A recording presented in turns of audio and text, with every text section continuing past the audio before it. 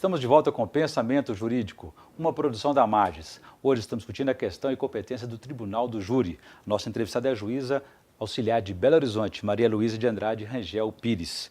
Doutora Maria Luísa, a questão do conselho, então, de sentença, que é aquele núcleo de jurados que ajuda, auxilia o juiz na decisão, no veredito, não é assim? E todos eles participam dessa votação, existe uma hierarquia entre eles, dependendo do grau de especialização de um, de outro, de conhecimento, de instrução, e a votação entre eles é por maioria simples, para ter uma condenação ou absolvição, ou tem que ser por unanimidade? Sim. Bom, primeiro, o jurado, na verdade, ele não auxilia o juiz, né? Ele é o juiz daquele caso. A função do juiz no tribunal do júri é meramente, além de presidir os trabalhos e conduzir os trabalhos, de fixar uma pena. O tamanho da pena. Tamanho da pena. Quem diz o que e quanto é o jurado, porque é o jurado que vai definir se tem qualificadora, se tem alguma causa de diminuição de pena e tudo. Ao juiz cabe apenas a dosagem dessa pena. Segundo, são 7 jurados idênticos. Ninguém é melhor ou pior. Se tiver lá no conselho de sentença um jurado, ainda que formado em direito, às vezes tem estudantes de direitos ou pessoas formadas em direito, e um jurado que tenha nível de instrução baixíssimo, primeiro grau, enfim, que nem tenha tanta escolaridade, mas que seja uma pessoa idônea, porque basta isso, ser maior de 18 anos e ter idoneidade, se no conselho tiverem essas duas pessoas, para a lei, elas são juízas do caso da mesma forma. E aí, como é que funciona? Terminados os debates, né, todo o ritual do Tribunal do Júri, esse conselho se reúne numa sala secreta, onde vão estar o advogado, o promotor e o juiz, e através de cédulas e de quesitos são indagados, são passados para esses jurados as teses que foram trabalhadas. Sim, aí o juiz lê um quesito. Primeiro, o fato aconteceu, basicamente é isso, só que isso traduzido num quesito. No dia 20 de abril, fulano de tal foi atingido por um golpe de faca e em razão desses golpes sofreu lesões que lhe causaram a morte. Ou seja, esse fato aconteceu, os jurados recebem uma cédula sim, uma não, e um oficial de justiça sai recolhendo esses votos. Eles colocam na urna o voto deles, segura na mão o outro, de modo que ninguém sabe quem votou o quê. A gente faz a contagem desses votos e a decisão é por maioria. Então, maioria simples. 4-3 significa que a gente avança nos trabalhos. Sim, esse fato aconteceu. Então, vamos definir a autoria desse fato. Fulano de tal, o réu em julgamento, foi o autor dessas facadas? Se quiserem condenar, né? Sim. Se disserem não, não foi, às vezes a defesa trabalhou que não foi ele o autor. Se quiserem acolher o pedido da defesa, vão dizer não, não foi ele o autor. A gente encerra o julgamento ali, mas sempre por maioria. E essa diversidade dos jurados, que é um extrato, uma representação amostrada da sociedade, isso não deixa o corpo de jurados mais ou menos influenciável por um dos advogados, que alguém possa ter uma eloquência, uma retórica que funcione mais, possa convencer da inocência ou da culpabilidade de um réu?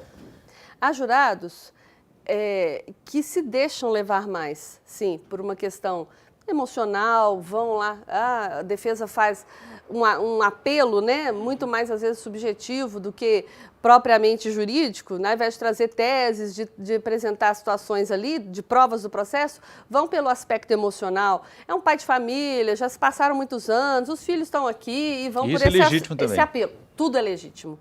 Tudo é legítimo se não for ilegal. Sim, é um apelo. O jurado pode, se quiser, de acordo com a consciência dele, se ele entender que é justo, um pai matou uma filha. Se a sociedade entender que só porque ele é pai de mais 10 filhos, ele deve ser absolvido, o jurado pode dar, ele não precisa de fundamentar a decisão dele. Sim. Se a consciência dele entender que é assim. O desempenho do réu também influencia, embora ele não se manifeste durante o seu julgamento? Eu acho que sim. Acho que sim. Tem réus que têm a postura do bandido, né? Aquele réu que senta e fica lá com aquela arrogância, fica marrento, fica com aquela postura. Eu acho que o jurado é uma pessoa, um cidadão normal, ele já olha aquela pessoa com olhos diferentes. E há réus que têm a postura mais humilde, aqueles que choram, que demonstram arrependimento. Eu acho que isso, de uma certa forma, né, a gente tenta se colocar no lugar do jurado que está ali, deve influenciar. Né? Agora, em casos assim, de repercussão nacional, como o Nardoni, que já nos referimos a ele no primeiro bloco, a defesa, em casos como esse, costuma reclamar da espetacularização da mídia. Isso afeta o direito de defesa dos réus? Olha, não dá para negar que sim, né? Porque um caso de repercussão, bem ou mal, ele já chega no tribunal do júri Pré-julgado. Os jurados já...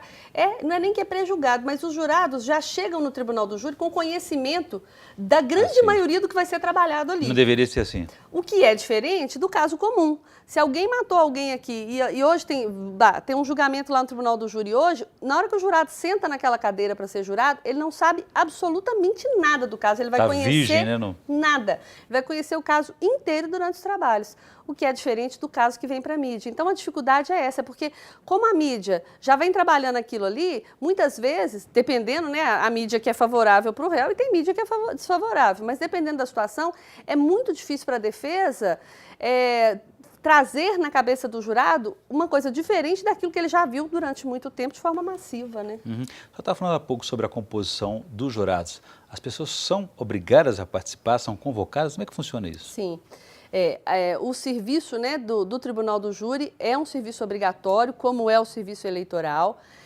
A convocação, o juiz, ela pode ser espontânea. O cidadão que queira ser jurado pode se apresentar no Tribunal do Júri, lá no fórum, e dizer, olha, eu tenho interesse em ser jurado, eu gostaria de ser jurado, se apresentar espontaneamente.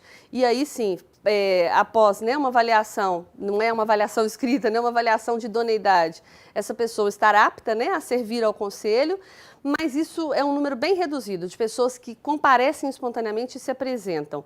Então, a gente acaba tendo que trabalhar com as convocações. Daí a gente busca de órgãos públicos, de empresas, até de base, às vezes, do cadastro eleitoral, nomes de pessoas que a gente possa convocar aleatoriamente para servir para o conselho de sentença. E essas pessoas convocadas têm que comparecer, porque se elas não comparecerem, elas podem, inclusive, ser multadas. Muito bem. Doutora Maria Luísa, vamos fazer um pequeno intervalo nesse nosso debate, vamos apresentar, discutir no pensamento literário a indicação de leitura que o senhor trouxe para a gente hoje, por favor.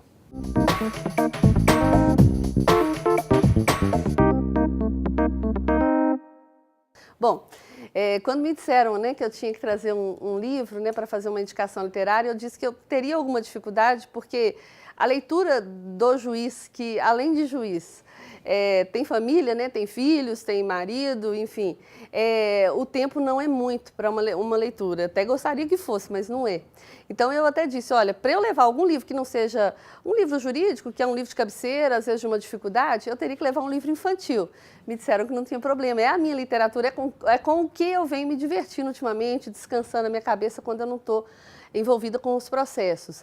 E, dentro dessa literatura infantil, um dos últimos livros que eu li com o meu filho mais novo foi esse livro, né, da Adriana Falcão, que chama Mania de Explicação, que conta a história de uma criança que quer saber conceitos daquilo que a gente não sabe explicar, o que é saudade, o que é amor, o que é então, o que é enfim, o que é sucesso, enfim, coisas difíceis de explicar para uma criança. E é bacana para o adulto ler, porque além de gostosa a leitura dele, realmente assim, é divertida. Então, nesse livro aqui, por exemplo, diz assim, sucesso é a gente fazer aquilo que a gente sabe fazer, só que é percebido pelas pessoas. Então, assim, ele vai dar uma explicação de vários conceitos, é bem bacana. Eu sugiro essa leitura. Obrigado pela indicação, para o nosso dia a dia aí, sair do estresse. Lembrar que juiz e juíza também tem família, tem filhos, tem suas demandas internas também. Muito bem, eu comecei aqui com a juíza Maria Luísa de Andrade Rangel Pires, que é juíza auxiliar de Belo Horizonte. E falamos aí sobre a questão e competência do Tribunal de Júri, em casos de repercussão nacional também. Doutora Maria Luísa, obrigado pela entrevista, foi um prazer recebê-la aqui no Pensamento Jurídico. Foi um grande prazer participar. Muito obrigado.